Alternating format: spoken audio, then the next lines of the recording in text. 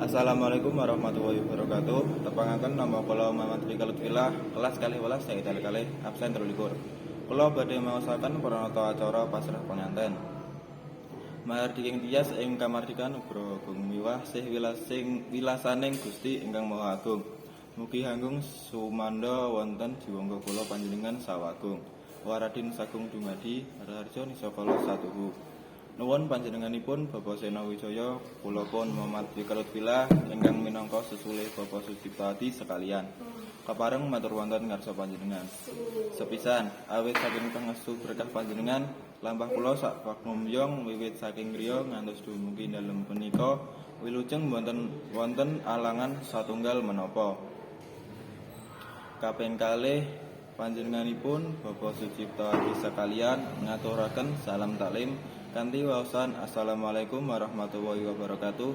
Mugia keselamatan saha karaharjan lumampir dumateng Bapak Sena Wijaya sakalian garwa saha sabrayat ageng. Kaping tiganipun dene wigatosipun anggen kula sowan nun inggih masrahaken panganten kakung pun bagus Danang Wijaya saperlu kepanggihaken kaliyan Nimas Ayu Sekar Arumsari putra putri saking panjenenganipun Bapak Sucipta Adi sekalian garwa. Sehingga hangrangetaken balung pisah daging arenggang. Mugia boten wonten hanamung sah miturut agami nanging ugi sah mungguing budaya satataning adat Jawa. Kaping sekawan nyuwun pangapunten mbok bilih anak Mas Danang Wijaya anggenipun bangun bales omah ing samangke tasih kathah kekiranganipun awit sedaya punika kalebet jan matitah sawantah pramila dumateng para sepuh ugi kapurih saged hananuntun wonten ing mergi ingkang jumbuh kaliyan paugeran.